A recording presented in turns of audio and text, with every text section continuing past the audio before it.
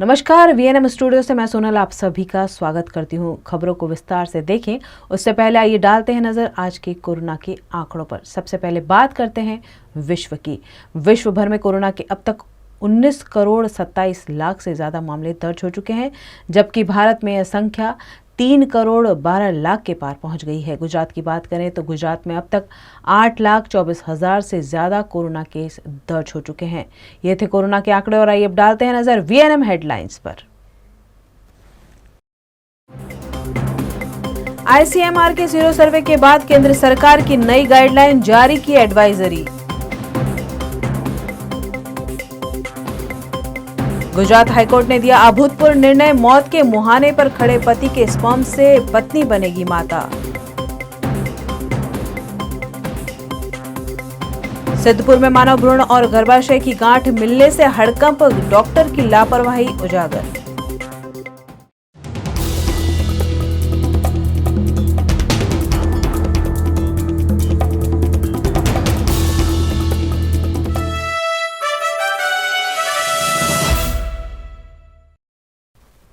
ICMR द्वारा जारी किए गए सीरो सर्वे के आधार पर केंद्र सरकार ने कोरोना के मद्देनजर विशेष गाइडलाइन का ऐलान किया है और देशवासियों से इन गाइडलाइन के पालन का अनुरोध भी किया है। करीब 67.6% भारतीयों ने SARS-CoV-2 के खिलाफ एंटीबॉडी विकसित कर ली है। इसका मतलब है कि आधे से अधिक भारतीय कोरोना से लड़ने में सक्षम हो चुके हैं। सरकार के चौथे सीरो सर्वे से इसका खुलासा हुआ है। कोरोना की संभावित तीसरी लहर को देखते हुए स्वास्थ्य मंत्रालय ने महत्वपूर्ण गाइडलाइन जारी की है। सीरो सर्वे में कोरोना के खिलाफ आशा की किरण दिखी है, लेकिन अभी किसी तरह की ढिलाई नहीं दी जा सकती। 32% लोग अब भी कोरोना से सुरक्षित नहीं हैं। सरकार ने कहा कि लोकल या जिला स्तर पर हालात अलग हो सकते हैं। सीरो सर्वे में देश की स्थिति पर ओवरऑल नजर डाली गई है। राज्यों को स्थानीय सीरो सर्वे जारी रखना चाहिए ताकि यह पता लगाया जा सके कि कोविड के खिलाफ आबादी का प्रतिशत कितना सुरक्षित है। मंत्रालय ने कहा कि भविष्य में संक्रमण की लहरें आ सकती हैं। दरअसल कुछ राज्यों में कोरोना के खिलाफ हाई लेवल पर इम्यूनिटी मिली है, जबकि कहीं पर यह बहुत नीचे है। जुलाई के पहले हफ्ते से कई राज्यों ने पाबंदियों में ढील देनी शुरू की है। इससे टूरिस्ट स्पॉट और मार्केट में भीड़ उमड़ रही है, जिससे संक्रमण का खतरा बढ़ रहा है। लोगों को गैर जरूरी यात्रा से बचने की जरूरत है। कई राज्यों ने सभाओं के लिए पाबंदियों में ढील दी है, लेकिन अभी इससे बचने की जरूरत है। उत्तराखंड, उत्तर प्रदेश और दिल्ली सरकार ने हाल ही में कांवड़ यात्रा रद्द की है।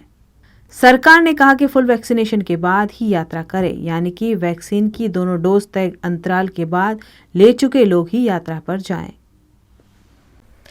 वडोदरा के स्टर्लिंग अस्पताल में इलाज ले रहे कोरोनाग्रस्त मरीज के स्पर्म लेने मामले हुए विवाद में आखिरकार पत्नी के प्रेम की जीत हुई है। 20 जुलाई को गुजरात हाईकोर्ट के सामने एक अनोखा केस आया, जिसमें मौत के मुहाने पर खड़े पति के स्पर्म से ही माता बनने की इच्छा एक महिला ने जताई, जिस पर कोर्ट ने सिर्फ 15 मिनट में निर्णय लेते हुए स्पर्म लेने के हॉस्पिटल को निर्देश दिए। हाईकोर्ट की अनुमति के बाद वडोदरा के स्टर्लिंग अस्पताल में मौत से जूझ रहे पति के स्पर्म लिए गए हैं। अब कोर्ट के आदेश के बाद आईवीएफ की प्रक्रिया शुरू की जाएगी। यह कहानी है अहमदाबाद की लड़की और भरूच के लड़के की, जो कनाडा में स्थायी हुए थे।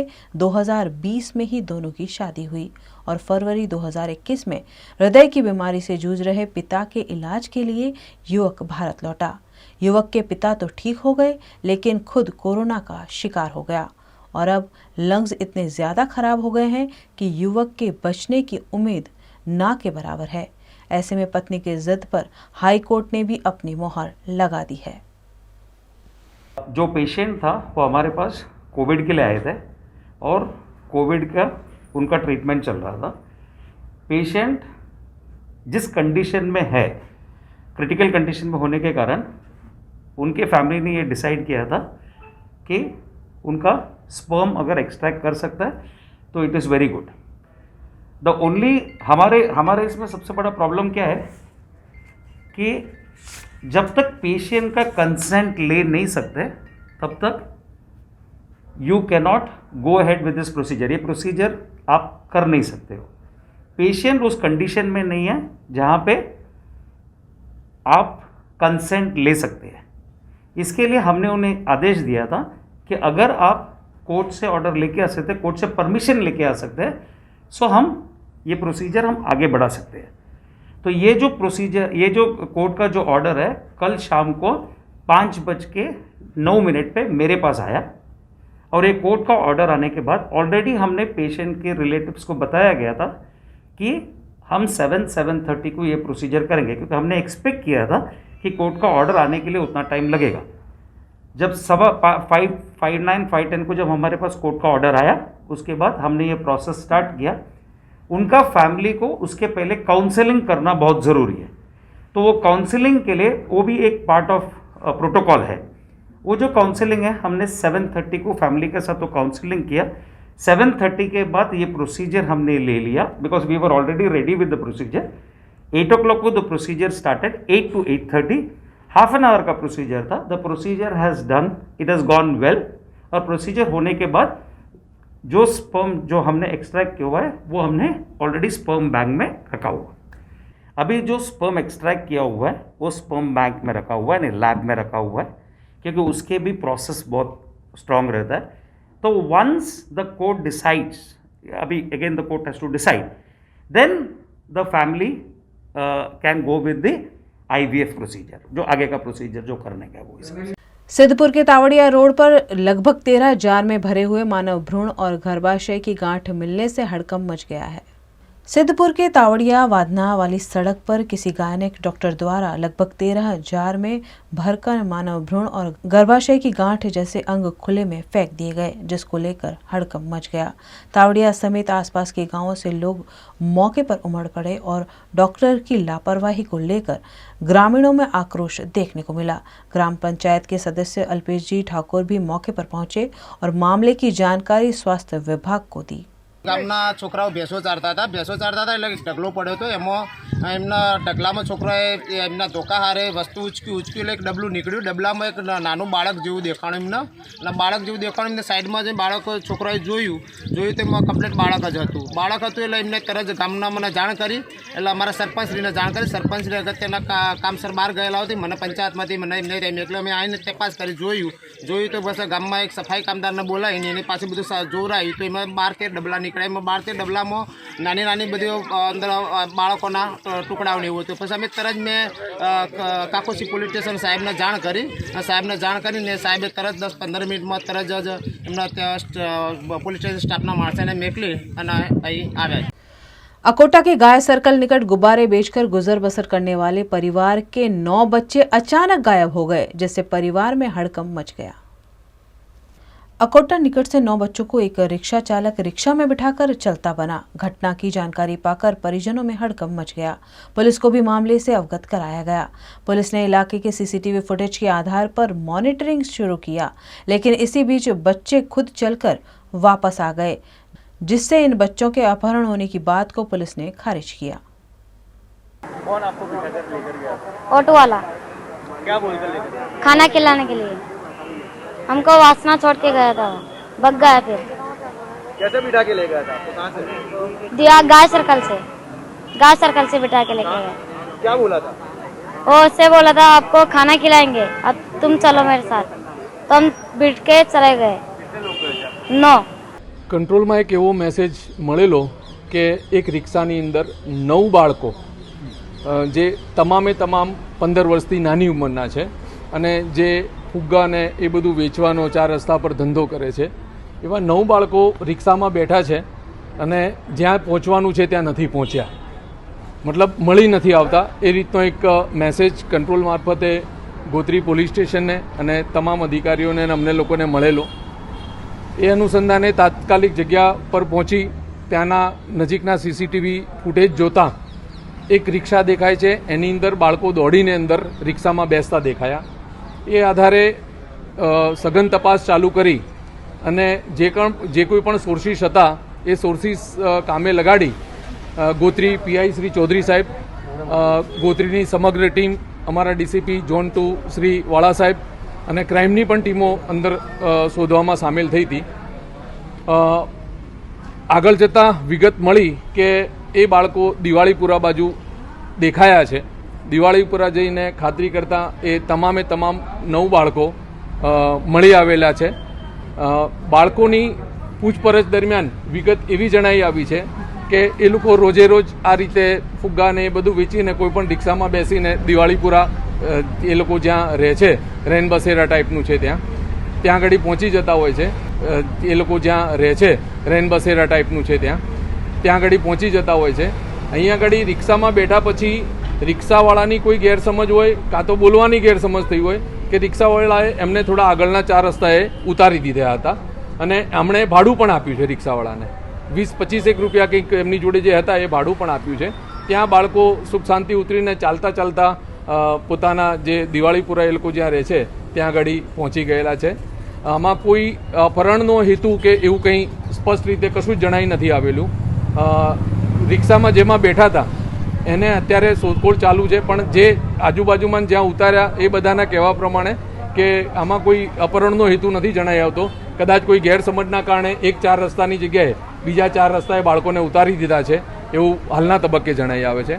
ખુશીની વાત એ છે કે તાત્કાલિક કંટ્રોલે મેસેજ આપ્યો, તમામ પોલીસની ટીમો કામે લાગી અને તમામ જે 9 બાળકો બિલકુલ સલામત મળી આવ્યા છે અને જે કંઈ પણ દોડમદોડ હતી એનો અંત સારો આવ્યો છે. કોઈ અડપલા થયા હોય કે એવી કોઈ હકીકત જ નથી ધ્યાને આવી અને બધા નાના બાળકો છે. રિક્ષાવાળાએ એમને અહીં રાણેશ્વર 4 રસ્તા બાજુ ત્યાં ઉતારી અને રિક્ષાવાળાને એમણે ભાડું આપ્યું અને પછી બાળકો ચાલતા જ્યાં દિવાળીપુરા बगीचो છે ત્યાં આગળ પહોંચી ગયેલા છે. बिना नमक के 5 दिनों तक किए जाने वाले गौरी व्रत आज से शुरू हो गए हैं. इस मौके पर वडोदरा के महादेव मंदिरों में व्रत करने वाली लड़कियों ने पूजा अर्चना कर मंगल कामना की. गौरी व्रत का हिंदू धर्म में खासा महत्व है. 5 दिन का गौरी व्रत देवी पार्वती को समर्पित होता है. इस दिन अविवाहित लड़कियां अच्छे पति की कामना के लिए व्रत करती है. ये मुख्य रूप से गुजरात के लोगों द्वारा मनाया जाता है. गौरी व्रत को मोरकत व्रत के नाम से भी जाना जाता है क्योंकि इस व्रत में बिना नमक का खाना खाया जाता है. गौरी व्रत शुक्ल पक्ष की 13वीं तिथि से शुरू होता है और 5 दिनों के बाद समाप्त होता है.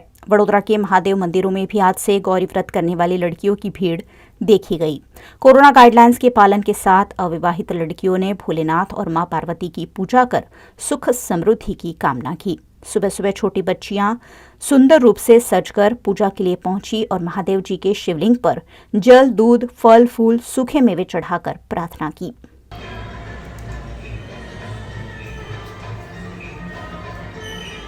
गोत्री के चंद्रमौलेश्वर मंदिर में भी महादेव जी की पूजा के लिए सुबह से ही लड़कियों की भीड़ देखी गई. पिछले वर्ष मंदिर में पूजा की अनुमति नहीं दी गई थी, लेकिन इस वर्ष कोरोना केस में कमी आई है. ऐसे में महादेव जी के मंदिरों में कुंवारी लड़कियों ने पूजा अर्चना कर अच्छे पति की कामना की. હું છેલ્લા 2 વર્ષથી પૂજા કરું છું. અહીં ખૂબ સારી પૂજા કરાવે છે. મહારાજ પણ સરખી રીતે પૂજા કરાવે છે. ગૌરી વ્રત આપણી મનોકામના પૂરી કરવા માટે સારું આપણને તરક્કી મળે એની માટે, પછી સારું ભણતર થાય, ઘરમાં સુખ શાંતિ રહે એની માટે. આ ગૌરી વ્રત મને ભોલેનાથ માટે કરું છું. મને ભોલેનાથ જેવા હસબન્ડ મળે એવી मैं प्रार्थना કરું છું. આ જ રીતે મારા જે મહારાજ છે એમને હોય આજે બહુ સારી રીતે પૂજા કરાવી છે મને, એટલે મારા જે માનસિક તણાવો છે મારા દૂર થયા છે. આના લીધે મારા ભણતરમાં હોય બહુ સારી રીતે બધું સારું થયું છે. આજે ગૌરી વ્રતનો પ્રથમ પહેલો દિવસ અને ગૌરી વ્રતના પૂજા માટે ચંદ્રમૌલેશ્વર મહાદેવના પટાંગણમાં અસંખ્ય દીકરીઓ પધારે છે. આ પૂજા ષોડોપચાર પૂજા થઈ રહી છે અને આ પૂજા કરાવવાથી ઘણા સારા રિઝલ્ટો જીવનમાં મળે છે. ભગવાનની પૂજા કરાવવાથી દરેકની નાની મોટી ઈચ્છાઓ ભગવાન અવશ્ય પૂરી કરે છે. આ પૂજા ગૌરી વ્રત એ માટે કરવામાં આવે છે કે ભગવતી જગદંબા પાર્વતીએ શિવજીને પ્રાપ્ત કરવા માટે આ પૂજા કરાવી, એટલે ગૌરી વ્રત પૂજા કરવામાં આવે છે. અને આ પૂજા કરવાથી વિદ્યાવંતમ, લક્ષ્મીવંતમ, યશસ્વીવંતમ જનમ કુરુ, રૂપમ દેહી, જયમ દેહી, યશોદ્રેહી, દૃશોજહી. આ બધી વસ્તુ જીવનમાં અવશ્ય ને અવશ્ય ભગવાન પ્રાપ્ત કરાવે છે. અને આ કારણોસર ભગવાન શામ સદાશિવ રુદ્ર દેવતાની પૂજા અવશ્ય કરવામાં આવે છે.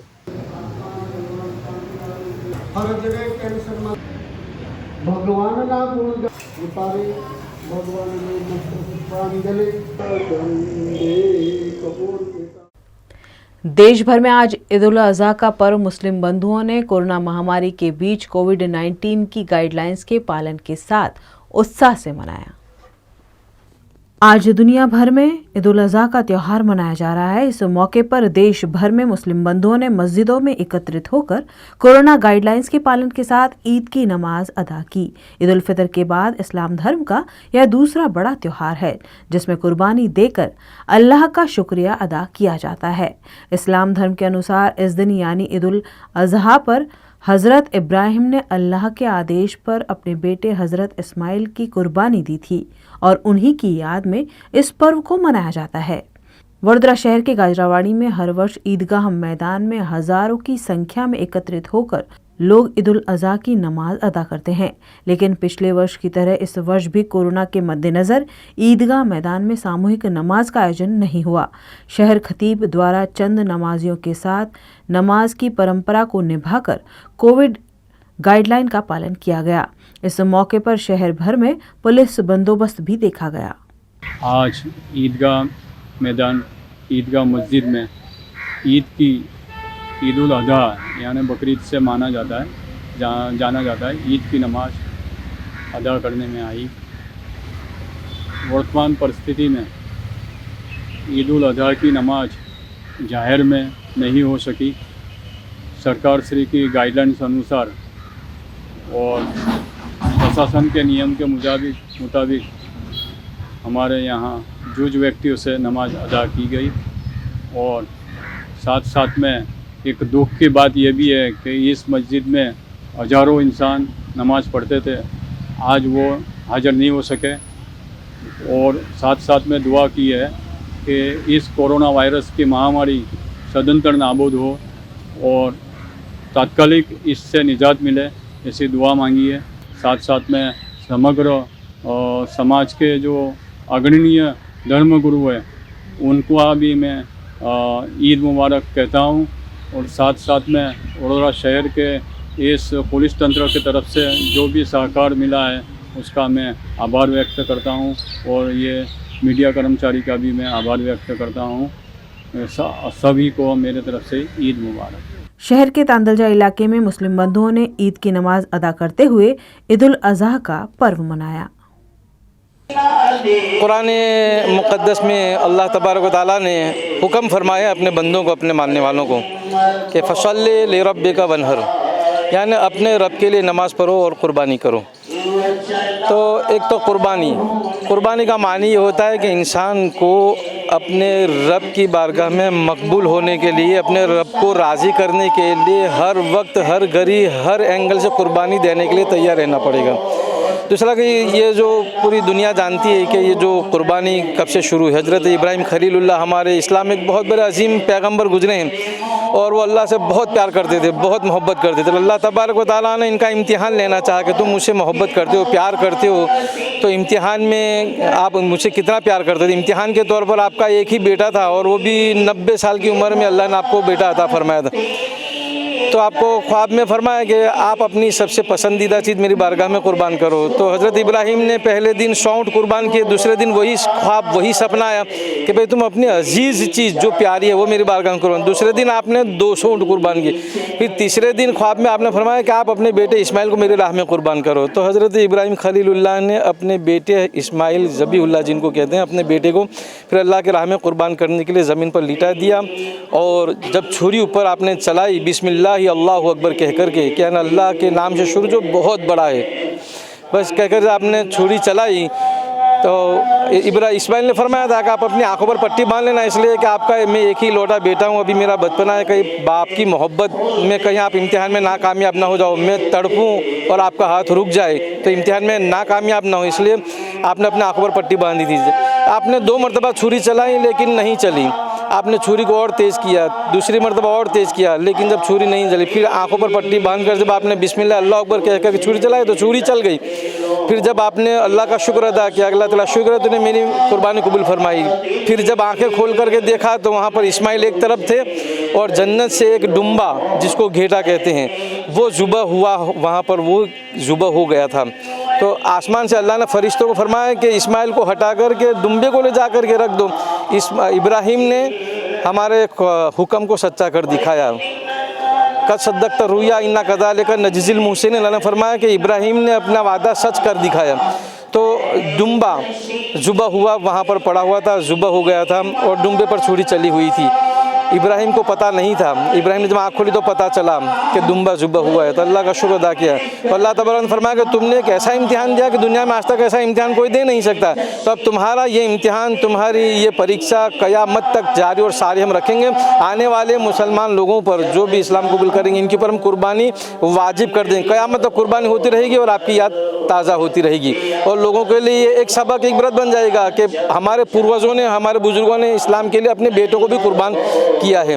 और दूसरा कि इसके पीछे मकसद ये भी है कि जो गरीब गुरबा लोग होते हैं, कुर्बानी का गोश्त जुबे तकसीम किया जाता है। तो जो बेचारे ऐसे गरीब लोग हैं जिनको साल में भी गोश्त नहीं मिलता है तो उनको गोश्त फ्री में तकसीम किया जाता है।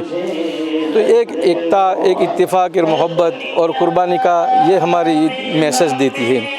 तो बस हम आज के दिन दुआ करते हैं कि अल्लाह तबारक व तआला हमारे मुल्क में चैन, सुकून, अमन कायम करें। हमारे मुल्क में अल्लाह तबारक व तआला खुशहालियाँ और सादो आबादियाँ अता फरमाएँ।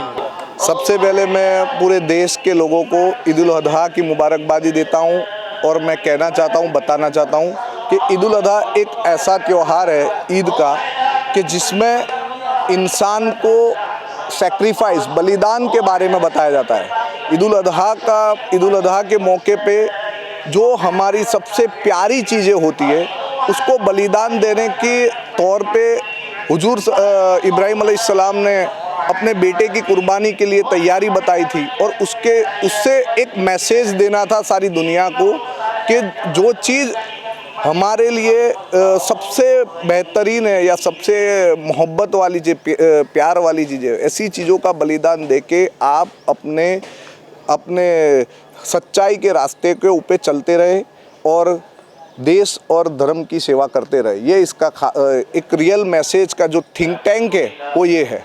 और इसके मुताबिक मैं आप सबसे कहना चाहूँगा, पूरे देशवासियों से कहना चाहूँगा कि हम लोग भी हमारे देश के लिए इस तरह की बलिदान की भावना रखते हुए देश के विकास में सब साथ चलते रहे। दशमा के व्रत नजदीक है, ऐसे में दशमा की प्रतिमा के विसर्जन के लिए कृत्रिम तालाब बनाने की मांग कांग्रेस के नगर सेवक ने की है। 2 દિવસ અગાઉ અમે કમિશનરશ્રીને પત્ર લખ્યો છે કે મા દશામાનો તહેવાર આવી રહ્યો છે। તમે જોઈ શકો વડોદરા શહેરમાં ઓછામાં ઓછા 50થી 60 હજાર લોકોના ઘરમાં દશા માતાની સ્થાપના થતી હોય છે અને ગયા સમયે છેલ્લા દિવસે પરિપત્ર બહાર પાડવામાં આવ્યું હતું કે કોઈપણ જગ્યા પર દશા માતાનું વિસર્જન કરવામાં દેવા આવશે નહીં। લોકોને ખબર નથી, લોકો ઘરમાંથી દશા માતાની મૂર્તિ 10-10 દિવસ સુધી ઘરમાં માતાજીની પૂજા કરે, વ્રત રાખે અને પછી છેલ્લા દિવસે વિસર્જન કરવા સિદ્ધનાથ તળાવ હોય કે સુસાગર હોય કે મહીસાગર નદી હોય, ઘણી જગ્યા ગયા હતા। લોકોએ, પોલીસવાળાએ ખૂબ હેરાન કર્યા હતા। ન છૂટકે લોકોએ પછી તમે જોઈ શકો આખા વડોદરા શહેરમાં ઠેર ઠેર જગ્યા દશા માતાની મૂર્તિ માર્કેટ 4 રસ્તા હોય, સિદ્ધનાથ તળાવની બહાર હોય કે ચોખંડી હોય કે કોઈ નદીના કિનારે એટલી બધી લોકોએ મુકાઈ દીધેલી। હિન્દુ સમાજનો ખૂબ મોટામાં મોટો તહેવાર કહેવાય દશા માતાનો। એના ગણપતિ બાપ્પાનો તહેવાર આવે એટલે વડોદરા શહેર એનાથી ઓળખાય છે અને એવા તહેવારને અમને કમિશનરશ્રીને પત્ર લખ્યો છે કે સાહેબ જે પણ કંઈ પરિપત્ર તમને બહાર પાડવું હોય વહેલી તકે પાડો, આપણી કને સમય છે। અને ખરેખર આટલા મોટા તહેવાર, હિન્દુ સમાજના તહેવાર હોય તો વૈકલ્પિક વ્યવસ્થા તરીકે કોઈપણ તહેવાર તળાવની વ્યવસ્થા કરવી જોઈએ। જે અગાઉ આપણે 9 લાખની અંદર તળાવની વ્યવસ્થા કરી હતી એ ફરીથી તળાવ લોકોને દશા માતાનો હોય કે ગણપતિ બાપ્પાનો હોય વિસર્જન કરવા તળાવની વ્યવસ્થા કરે। એના લીધે પોલીસ કમિશનરશ્રીને પણ પત્ર લખ્યો છે, કોર્પોરેશનના કમિશનરને બી અમે પત્ર લખ્યો છે। વહેલી તકે જે કંઈ એનો પરિપત્ર બહાર પડે તો જે કંઈ ભક્તો છે, ગણેશ ભક્તો છે, દશા માતાના તમામ ભક્તો જે બધાને ખબર પડે ને એ પ્રમાણે લોકો પછી એમનું આયોજન આગળનું કરતા હોય ને હિન્દુ તહેવાર છે સારી રીતે વડોદરા શહેરમાં ઉજવાય એવી અમારી માગણી છે। न्यूज रूम से खबरों का सिलसिला बदस्तूर जारी रहेगा। बने रहिए हमारे साथ, देखते रहिए VNM न्यूज।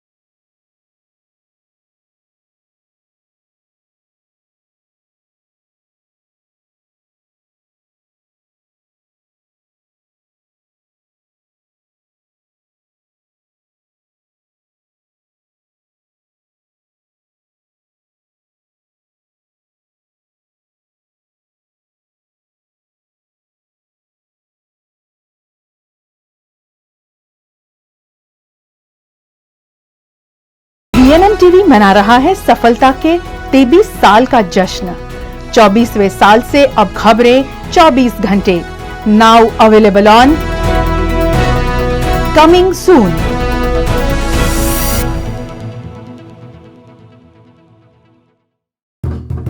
म्यूट मत करो, अपने फायदे की बात तो सुनो। बिग बाजार लाया है सबसे बड़ी सेविंग्स। 1 किलो शक्कर फ्री सिर्फ 750 रुपए की शॉपिंग पर। फिर चले बिग बाजार। मैनेजमेंट क्षेत्र में बेस्ट क्वालिटी एजुकेशन के लिए CK SVIM इंस्टीट्यूट 2009 से state government approved ISO 9001:2015 certified institute. MBA, BBA and BVOC banking education. Quality business programme के लिए ग्लोबल लेवल पर AC BSP accredited. CK SVIM का ऑनलाइन हार्वर्ड बिजनेस स्कूल के साथ MOU है। इस इंस्टीट्यूट में सब्जेक्ट पसंद करने की सुविधा। CK SVIM में मैनेजमेंट स्टडीज के साथ स्पेशलाइजेशन कोर्सेज भी अवेलेबल। CK SVIM देता है 12 लाख तक का हाईएस्ट पैकेज। CK SVIM को मिल चुका है 2020 में Times Icon best management institute और 2021 में Zee digital edu future excellence award. CK SVIM institute में मेरिट बेस्ड छात्रों और जैन छात्रों को स्पेशल स्कॉलरशिप और जैन हॉस्टल सुविधा भी। CK SVIM institute RV Desai road near गोया गेट, प्रताप नगर, वडोदरा।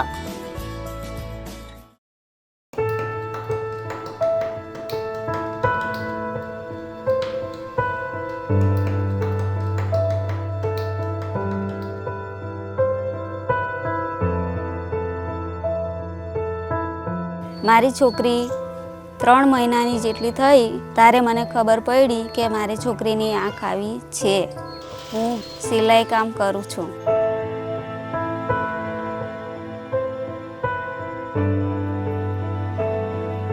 વસંતાની ચિંતા હતી અમને, એક આંખ દૃષ્ટિહીન હતી એટલે, અને આગળ શું કરશે, ભણી શકશે કે ના ભણી શકશે એ ચિંતા હતી અમને। અમે ખેતી કરીએ છીએ અને કોઈક વખત મજૂરી કરવા બહાર જવું પડે છે।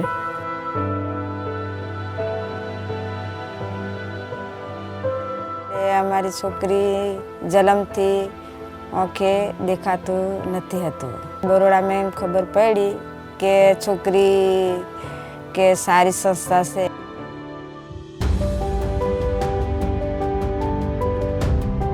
30 વર્ષ પહેલાં વડોદરાને સમગ્ર જિલ્લામાં પ્રજ્ઞાચક્ષુ બહેનો માટે કોઈ જ સંસ્થા કાર્યરત નહોતી.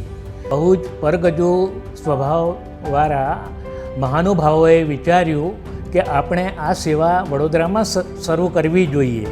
લાયન્સ અંધકન્યા શાળામાં અમે 50 જેટલી પ્રજ્ઞાચક્ષુ બાળાઓને અભ્યાસ સાથે રહેવા અને જમવાની સુવિધાઓ પૂરી પાડીએ છીએ અને એ તમામ નિઃશુલ્ક હોય છે. અને આ બાળાઓને જે વિષયમાં વધારે રુચિ હોય એ વિષયમાં એને આગળ લઈ જવા માટેના બધા પ્રયત્નો કરીએ છીએ અમે. The aim of the institution is to see these visually impaired girls grow into a beautiful human being. We started with 4 girls and 600 girls have already passed from the institution. જ્યારે હું અહીંયા આવી ત્યારે હું કોરી સ્લેટ જ હતી. 1 થી 7 ધોરણ સુધીનો અભ્યાસ મેં લાયન્સ બ્લાઇન્ડ ગર્લ્સ સ્કૂલમાં જ પ્રાપ્ત કર્યો અને હાલમાં હું લાયન્સ બ્લાઇન્ડ ગર્લ્સ સ્કૂલમાં જ બ્રેલ ટીચર તરીકે ફરજ બજાવું છું. જ્યાંથી હું શીખી એ જ બધી વસ્તુ મને અહીંયા ફરીથી મારા જેવી બીજી વિદ્યાર્થીનીઓને શીખવાડવા મળી રહી છે એનું મને બહુ જ ગર્વ છે. We are in a process of constructing a new school building. A new school building for our girls that is going to be very accessible and an inclusive resource center for anyone with any type of disability. Our goal is to provide education from nursery to college. We want to start vocational and skill training in our center itself. So these girls get the best platform to excel in life. For the past 30 years, this institution is managed purely by donations and fundings.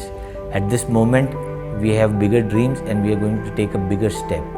So I appeal to all the Barodians, people connected to Baroda and people who are connected to this cause to come forward, hold our hands and walk this wonderful journey with us.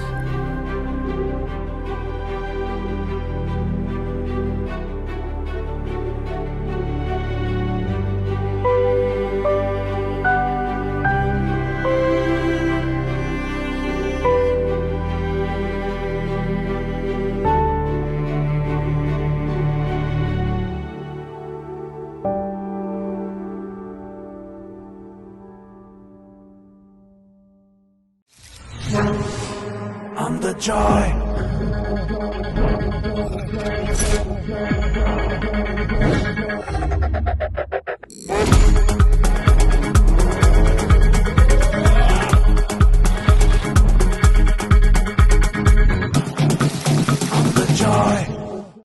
Dahod के बाद अब छोटाउदेपुर का एक तालिबानी video सामने आया है जिसमें प्रेमी युवक युवती को पेड़ से बांधकर निर्मम रूप से पिटाई की जा रही है। छोटाउदेपुर जिला के गांव में एक बार फिर प्रेम करने की तालिबानी सजा प्रेमी जोड़े को दी गई। छोटाउदेपुर के चिलियावाड़ के आदिवासी इलाके में एक युवक युवती को पेड़ के साथ बांधकर पीटा गया। यह वीडियो वायरल होने पर छोटाउदेपुर जिला पुलिस ने 9 लोगों के खिलाफ कानूनी कार्यवाही करते हुए मामला दर्ज कर लिया है। चंद घंटों के भीतर 9 लोगों को गिरफ्तार कर जेल की सलाखों के पीछे धकेल दिया गया। છોટાઉદેપુર જિલ્લાના રંગપુર પોલીસ સ્ટેશન હદના ચિલિયાવાડ ગામે છોકરા છોકરીને ઝાડ સાથે બાંધી મારવાનો બનાવ બનેલ, જેમાં હકીકત એવી છે કે આ જે એક જ ગામના છોકરો અને છોકરી બંને વચ્ચે પ્રેમ સંબંધ હોય તેઓ લગ્ન કરવાના ઈરાદે ભાગી ગયેલ, જે બાબતે ગામના સગા સંબંધીઓએ એમને શોધી લાવી અને ગામમાં લાવી ઝાડ સાથે બાંધી અને મારવામાં આવેલ, જે બાબતે રંગપુર પોલીસ સ્ટેશનમાં ભારે કલમો હેઠળ તમામ આરોપીઓ જે 9 આરોપીઓ છે એમની વિરુદ્ધમાં ગુનો દાખલ કરવામાં આવેલ છે અને તમામ આરોપીઓને પકડી લેવામાં આવેલ છે। આ બાબતે પોલીસ દ્વારા અપીલ કરવામાં આવે છે કે લોકો કાયદો હાથમાં ન લે અને આવા છોકરા છોકરી ભાગી જવાના બનાવ બને ત્યારે પોલીસનો સંપર્ક કરે અને કાયદાની મર્યાદામાં રહી અને કાયદાકીય કાર્યવાહી થાય એવું અપેક્ષા રાખવામાં આવે છે। લોકો પોતે આવા બનાવોમાં જાતે કાયદો હાથમાં ન લે એવી અપીલ કરવામાં આવે છે। वडोदरा के कांग्रेस नेता नीलेश ब्रह्मट का आज जन्मदिन है और अपने जन्मदिन पर नीलेश ब्रह्मट ने देहदान का संकल्प लिया है। क्या आपने कभी सोचा है कि नश्वर देह भी आपको अमर कर सकता है? बिल्कुल कर सकता है। अगर मरने के बाद आप अपना देह का दान करते हैं, आप आपके शरीर के अंगों से कई लोगों को नया जीवन दे सकते हैं। कुछ ऐसी ही पहल वडोदरा के कांग्रेस नेता और गुजरात कांग्रेस के प्रदेश मंत्री नीलेश ब्रह्मट ने की है। उन्होंने अपने जन्मदिन पर देहदान का संकल्प लेकर एक उम्दा मिसाल कायम की है। मारा माता पिताना संस्कार અને ભારતીય સંસ્કૃતિ કે ભગવાને આપણને જીવ મોલ વગર આપ્યો છે, તો આપણે આપણું જીવન એવું જીવવું જોઈએ કે આપણું મૃત્યુ મૂલ્યવાન થઈ જાય। એટલે મારા માતા પિતાના સંસ્કારોને અનુરૂપ આજે મેં નિશ્ચય કર્યો કે હું જીવન તો જીવી જ રહ્યો છે લોકસેવા માટે, પણ મારા મૃત્યુ બાદ શું? તો એનો પરિવાર સાથે બેસીને વિચાર વિમર્શ કર્યા બાદ નક્કી કર્યું કે હવે લોકોમાં નવી ક્રાંતિ આવે, નવા વિચારો પેદા થાય, એના માટે આપણા ઘરથી જ શરૂઆત કરીએ।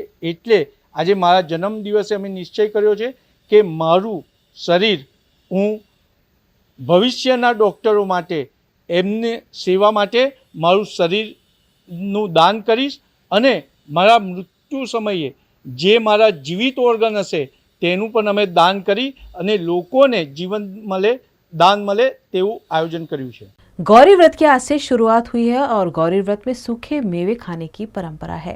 ऐसे में पादरा में गौरी व्रत करने वाली लड़कियों को सूखे मेवे का वितरण किया गया। पादरा में वडोदरा शहर जिला भाजपा द्वारा गौरी व्रत करने वाली लड़कियों को फ्रूट और वेफर का वितरण किया गया। भाजपा के गुजरात अध्यक्ष CR पाटिल के कार्यकाल को 1 वर्ष पूर्ण होने पर पादरा में वडोदरा जिला भाजपा द्वारा खत्री महाराज के मंदिर में यह कार्यक्रम आयोजित किया गया, जिसमें भाजपा के नेताओं और कार्यकर्ताओं की उपस्थिति रही। भारतीय जनता पार्टी माननीय आदरणीय प्रमुख CR पाटिल ने 1 वर्ष पूर्ण થતા એમને ખૂબ ખૂબ શુભેચ્છાઓ પાઠવું છું અને સાથે સાથે એમના અધ્યક્ષતામાં 1 વર્ષ પૂર્ણ થતાં અને આજે ગૌરી વ્રતના હલુના અપાસ ચાલુ થતાં વડોદરા જિલ્લા મહિલા મોરચા દ્વારા અને પ્રદેશ પ્રમુખ શ્રી ડૉક્ટર સરળવાબેનના આદેશ મુજબ મહિલા મોરચા દ્વારા આજે ગૌરી વ્રતના દીકરીઓને ચીકી અને ફ્રૂટનું વિતરણ કરવામાં આવેલ છે।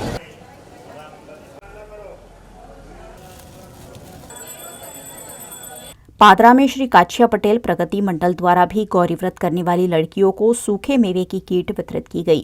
काछिया पटेल समाज के नेताओं द्वारा इस सामाजिक कार्य को अंजाम देने के लिए 3.5 किलो सूखे मेवे की 350 किट बनाकर बांटी गई, जिसमें समाज के अग्रणी खास उपस्थित रहे। गौरी व्रत निमित्ते ड्रायफ्रूटनी किट, वेफर्स અને ટોટલ 3.5 કિલોની કિટ આ ગૌરી વ્રતમાં આ બાળાઓને આપવામાં આવે છે। એ સમાજના અમારા જ્ઞાતિના વિવિધ દાતાઓ તરફથી આ દાન મળે છે અને પ્રમુખ શ્રી કાલિદાસ અંબાલાલ ગાંધીના નેતૃત્વ હેઠળ અમારી આ સમગ્ર કારોબારી ટીમ કાર્ય કરે છે અને આ સફળ થઈ ગયા છે। અમે 5 વર્ષથી આ 5મું વર્ષ છે અમારું।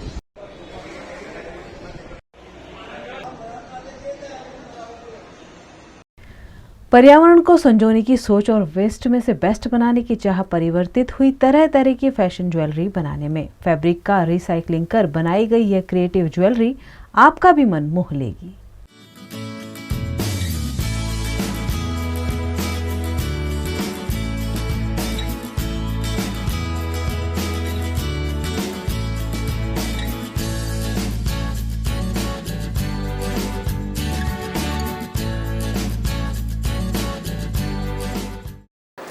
नमस्कार, VNM TV में आप सबका स्वागत है।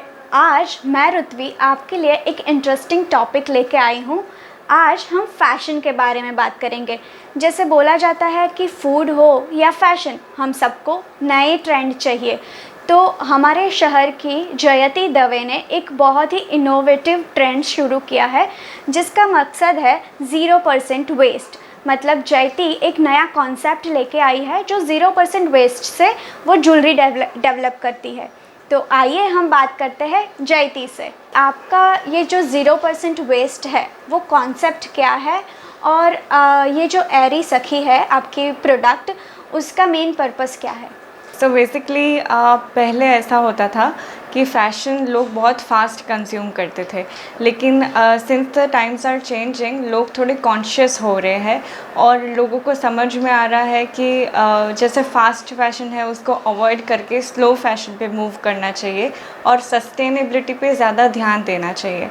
So I thought of coming up with something in the similar category जो ज़ीरो वेस्ट को प्रमोट करे, सस्टेनेबिलिटी को प्रमोट करे और स्लो फैशन को भी आगे बढ़ाए.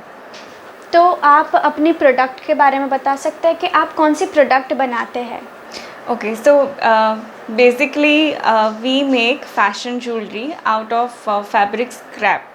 तो फैब्रिक के जो वेस्ट होते हैं, जो हम रिमेनिंग वेस्ट होते हैं जो हम फेंक देते हैं, उसमें से हम अपसाइकिल करके फैब्रिक में से ब्यूटीफुल ज्वेलरी बनाते हैं which goes with traditional as well as western clothes. अच्छा, तो ये जो आप फैब्रिक्स कलेक्ट करते हो वो कहाँ से कलेक्ट करते हो? I used to work at a fashion boutique इधर ही बड़ौदा में. तो हमारा जो वर्कशॉप था जहाँ पे स्टिचिंग होती थी, वहाँ जब क्लॉथ स्टिच हो जाता है उसके बाद काफ़ी बड़े बड़े कपड़े होते हैं जिसको किसी में कन्वर्ट नहीं कर सकते, तो वो फेंक दिए जाते हैं. तो हर टाइप का फैब्रिक बायोडिग्रेडेबल नहीं होता. तो हमने सोचा कि इस चीज़ को मतलब फेंक दे, उससे अच्छा उसको और थोड़ा अपसाइकिल करके उसमें से कुछ क्रिएट करे जो हमको मतलब उसको आगे मीनिंग मिले. तो ये जो आपका नेम है एरी सखी, तो उसका क्या मीनिंग है, उसका क्या थॉट है, उसके पीछे की क्या स्टोरी है कि आपने वो नेम के साथ अपना स्टार्टअप किया? सो मैंने और मेरी मॉम हेमा दवे, हम दोनों ने मिलके ये शुरुआत की. तो हम चाहते थे कि हमारी जो प्रोडक्ट्स हैं वो हर लाइक एवरी गर्ल, एवरी लड़की, ईच एंड एवरी लड़की के पास ये पहुँचे और हर लड़की जब इसको पहने तो उसको बहुत कॉन्फिडेंट फील हो. So when we look at a friend, it's like हमको हर लड़की में एक दोस्त नज़र आती है. तो हमारा लाइक नाम के पीछे ये थॉट था कि एरी सखी, like every girl who is our friend is flaunting something that is created by us. अच्छा, तो मतलब जयती है वो बहुत ही अच्छी इयररिंग्स बनाती है जो वेस्ट क्लॉथ होता है उसमें से. वो और उसकी मॉम, उन दोनों ने मिलके ये बिज़नेस स्टार्ट किया था और वो भी कोविड के सिचुएशन में. तो कोविड के सिचुएशन में आपको ये थॉट कैसे आया कि हम ये कुछ स्टार्ट करते हैं? सो कोविड में लॉकडाउन हो गया था और हम सब घर पे फंसे हुए थे. तो हमने सोचा कि इस टाइम का कुछ अच्छा यूज़ करके हम कुछ क्रिएटिव करें. तो जैसे हम सब बोर हो चुके थे और वर्क फ्रॉम होम का कल्चर आ गया था, तो वी थॉट कि लेट्स अंदर के जो क्रिएटिविटी है वो बाहर निकाल के उसको कुछ किया जाए. तो हमने ऐसे ही एक दिन बैठ के सब एक्सपेरिमेंट किया. तो रिज़ल्ट्स काफ़ी अच्छा आने लगे. हमने एक दो लोगों को दिखाया कि देखो हमने ईयरिंग बनाई है, तो दे वर लाइक कि वाह ये तो बहुत अच्छी है और आपको इस मतलब फिर हमको धीरे धीरे कॉन्फिडेंस आता गया. हमने थोड़ी सैम्पल्स डेवलप करी घर पे बैठ के, जो भी हमारे पास वेस्ट मटेरियल था उसमें से ही. और फिर कुछ लोगों ने सजेस्ट किया कि आपको इसको बिज़नेस में कन्वर्ट कर देना चाहिए. सो दैट्स हाउ एरी सखी. अभी जो आप बनाते हो हर एक प्रोडक्ट, तो उसका मतलब उसका डिज़ाइंस और उसका डेवलपमेंट आप कैसे करते हो? मतलब कहीं पे आपने देखा है या खुद से क्रिएट करते हो? तो इसमें कैसा होता है कि जब हम बैठते हैं तभी हमारे माइंड में आइडियाज़ आते हैं. When we look at the fabric, हम जब फैब्रिक को देखते हैं तब हमको देख के ऐसा होता है कि चलो इसमें से कुछ ये बन सकता है, वो बन सकता है. और जब क्रिएटिव फील्ड की बात आती है तो क्रिएटिविटी में तो कोई बाउंड होता ही नहीं है. लाइक एक बार आप बस बैठ गए तो एक के बाद एक आइडियाज़ आते ही जाते हैं. तो इवन हमारा जो बेस है वो हम अमेज़ॉन और इन सब से जब ऑर्डर करते हैं तो उनके बड़े बड़े बॉक्सेस आते हैं जो हम यूं ही फेंक देते हैं. उसमें से हम सारे शेप्स वगैरह कट आउट करके बनाते हैं ताकि उसका भी बिल्कुल भी वेस्ट नहीं हो. तो हमारे जितने भी प्रोडक्ट्स हैं उसमें पूरा ही ज़ीरो वेस्ट है, चाहे फैब्रिक हो, चाहे बेस हो एवरीथिंग। ये जो बेस बनाते हो वो जो स्क्रैप होता है, हम जो ऑर्डर करते हैं उसमें से जो पुट्ठे मतलब हम बोलते हैं उसको, उसमें से बनाते हो।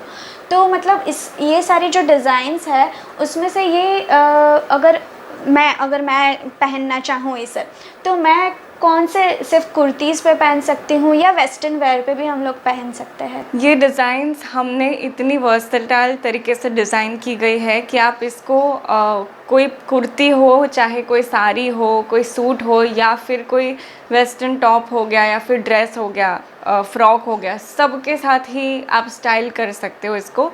इसलिए हमने सारे पीसेस इतने ही वर्सटाइल रखे हैं जो किसी के भी साथ स्टाइल हो सके। जयती, अगर फेस्टिव के हिसाब से हम बात करें तो जैसे रक्षाबंधन आ रही है, दिवाली आएगी, नवरात्रि आएगी, तो वो फेस्टिव को आप एक थॉट में रख के भी बनाते हो या नहीं? जी बिल्कुल, जैसे हमने स्टार्टिंग तो ईयरिंग्स से की थी, पर जैसे ही राखी आई तो हमने सोचा कि हम ज़ीरो वेस्ट हैंडमेड राखी भी बनाएं। तो हमने कुछ राखीज़ क्रिएट किए जिसका हम मतलब सबको बहुत ही पसंद आई, बहुत ही अच्छा रिस्पांस मिला है। जैसे ये राखी हो गई, ये हमने पूरा फैब्रिक में से जो वेस्ट फैब्रिक निकलता है उसमें से ही अपसाइकिल करके बनाई है। फिर जैसे ये सेट हो गया, हम भाभी राखी होती है ना, तो भाभी राखी और भाई दोनों के लिए हमने मैचिंग इस हिसाब से भी बनाया है। तो आप जैसे देख सकते हैं हमारे पास बहुत ही सारी डिज़ाइंस है, और मैंने आपको जैसे बोला कि इसमें आइडियाज़ तो एंडलेस आते हैं, तो हम बस कुछ ना कुछ, जैसे फेस्टिव है तो ये बना दिया, फिर नवरात्रि है तो नवरात्रि में इस टाइप का ज्वेलरी बहुत ही अच्छा लगता है चनिया चोली के साथ, तो you can go for this. फिर दिवाली आएगी तो हम थोड़ा और फेस्टिव कलेक्शन बाहर निकालेंगे।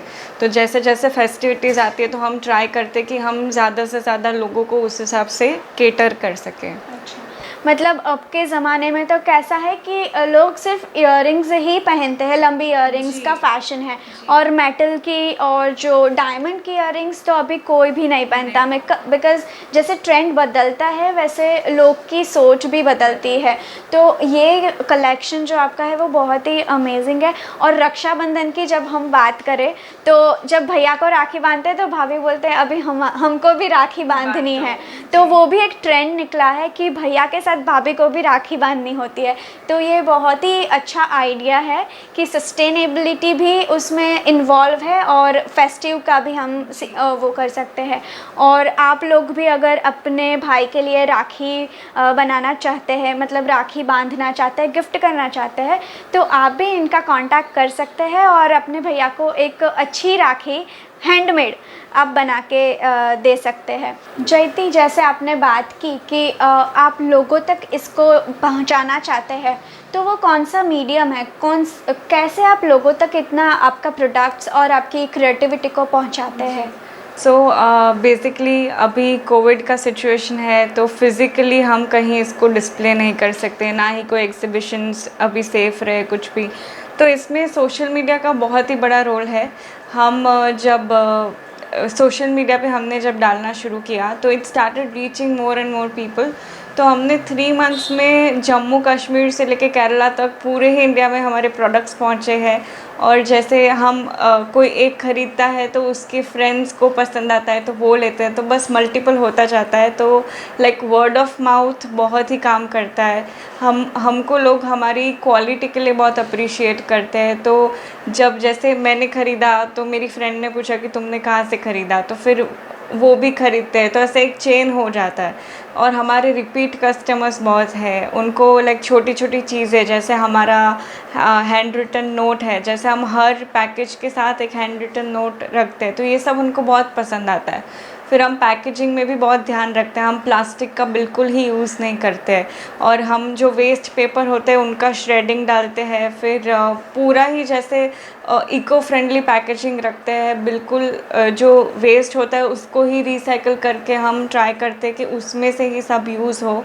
तो ये सब चीज़ें लोगों को, अब लोग कॉन्शियस हो रहे हैं, लोगों को समझ में आ रहा है, पीपल आर गेटिंग एडुकेटेड कि हमें कैसे ये सब वेस्ट कम करके ये सब प्रोडक्ट्स को हेल्प करना चाहिए। स्मॉल बिजनेस का भी बहुत ही ज़्यादा सब लोग सपोर्ट करते हैं कि बड़ी ब्रांड से परचेज़ करने से बेटर है कि स्मॉल बिजनेस को सपोर्ट करें, जिनकी प्रोडक्ट्स हैंडमेड होती है, जो एफ़र्ट ज़्यादा डालते हैं, जो हर चीज़ में ज़्यादा सिंसियरली काम करते हैं। तो अब लोगों को धीरे धीरे लोग अवेयर हो रहे हैं और हमारे जैसे स्मॉल बिजनेस को काफ़ी ज़्यादा अच्छा प्लेटफॉर्म मिल रहा है। अच्छा, मतलब वही है कि लोग जो पसंद करते हैं, उनकी जो चॉइसेस होती है, उस तरीके का आप उसको डिलीवर करते हो तो उसको वो ज़्यादा पसंद करते हैं। और जैसे प्लास्टिक बैन हो गया है तो उसके लिए भी आपने उसको सोचा और फिर अपने प्रोडक्ट में शामिल किया।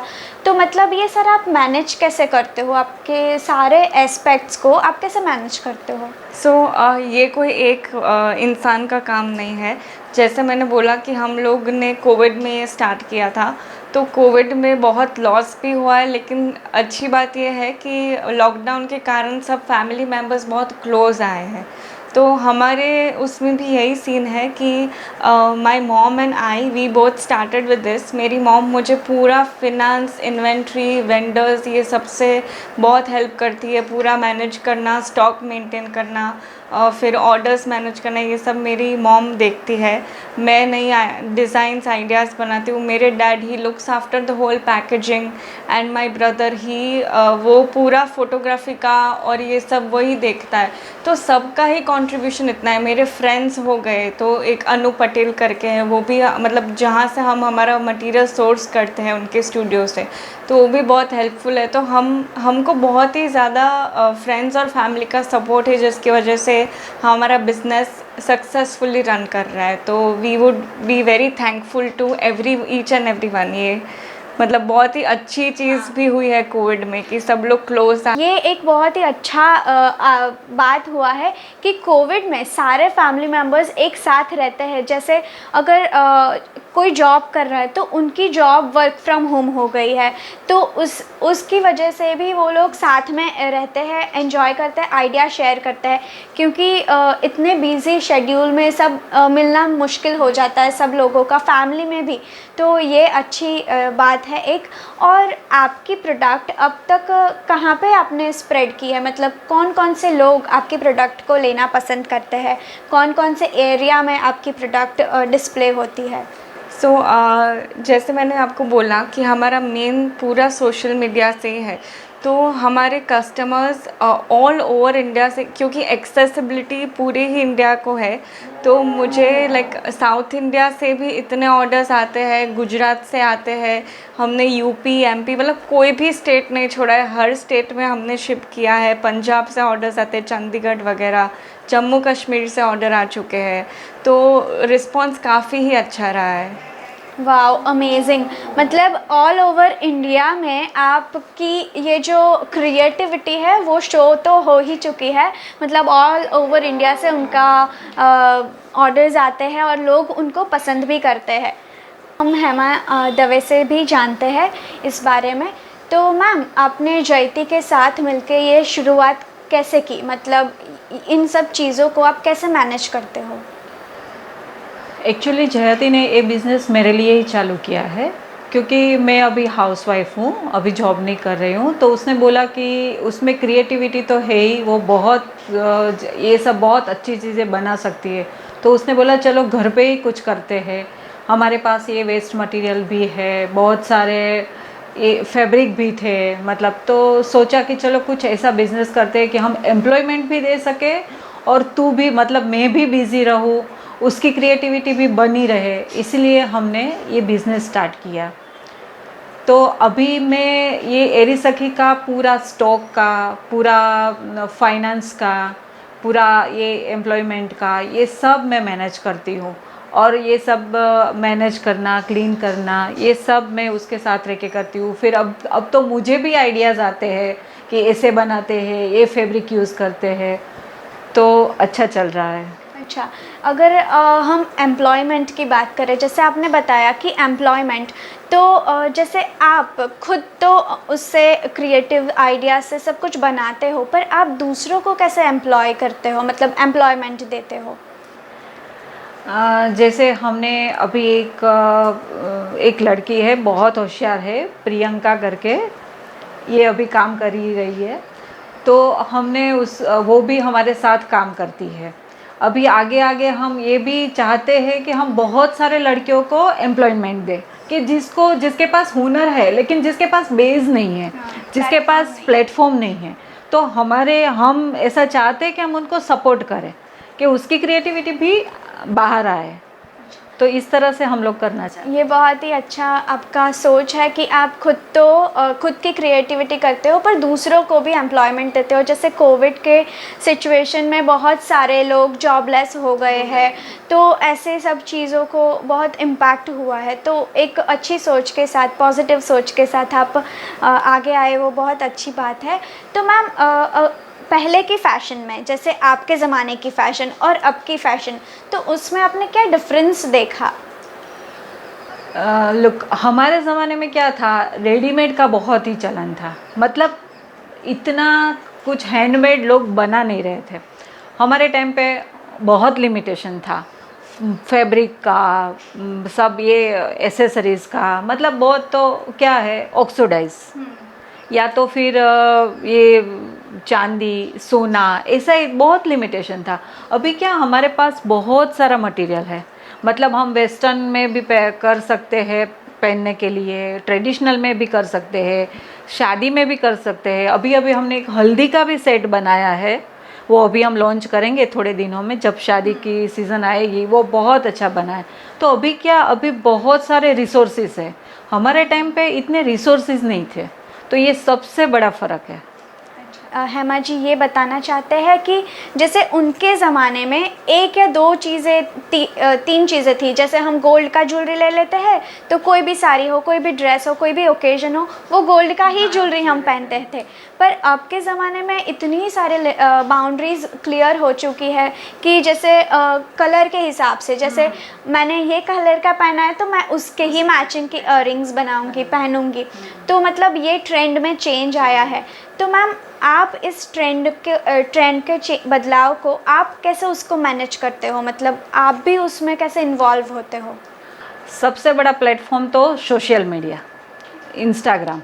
अभी मैं भी सीख गई हूँ इंस्टाग्राम के थ्रू सब कुछ करना। मतलब ये प्लेटफॉर्म बहुत अच्छा है। Facebook, Instagram, social media real में बहुत अच्छा है कि घर बैठे हम इतना सारा कर सकते हैं। तो ये एक सबसे बड़ा पॉजिटिव पॉइंट है। हमारे टाइम पे तो ऐसा कुछ था नहीं। मतलब वो ज़माने में तो फ़ोन भी, मतलब मोबाइल भी नहीं था। तो अभी ये बहुत अच्छे हैं। ट्रेंड के साथ हमें भी अपने सेल्फ को अपग्रेड करना चाहिए। जैसे हेमा मैम ने हमें बताया, आप भी ट्रेंड के साथ बन के उसको अपग्रेड करें, ना कि एक ही फैशन पे स्टक रहे कि मुझे ये पसंद है तो ये ही पसंद है। मतलब यही अभी बहुत सारी चीज़ें मार्केट में अवेलेबल है और आप कुछ ना कुछ खुद की क्रिएटिविटी से भी कर सकते हैं। सोशल मीडिया की हम बात करें तो सोशल मीडिया पे बहुत सारे आइडियाज़ आपको मिल सकते हैं, जिसको देख के आप कुछ ना कुछ सीख सकें और अपने सेल्फ को अपग्रेड कर सकें। तो ऐसी सारी अच्छी और पॉजिटिव स्टोरीज़ देखने के लिए बने रहे VNM TV के साथ 24/7। धन्यवाद।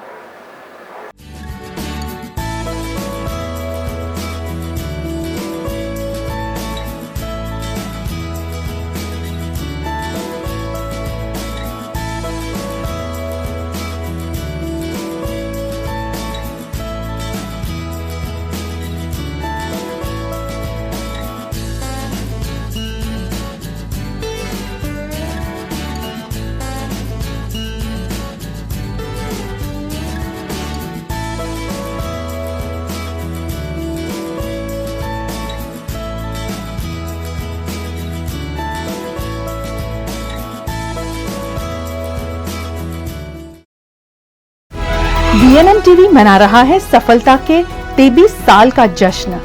24वें साल से अब खबरें 24 घंटे। Now available on coming soon.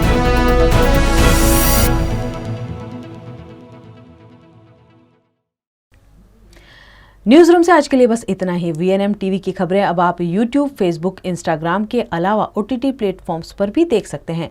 Daily Hunt, IPTV, rock TV और जॉय TV पर 24 घंटे VNM TV आपके लिए उपलब्ध है। तो देखते रहिए VNM TV। नमस्कार।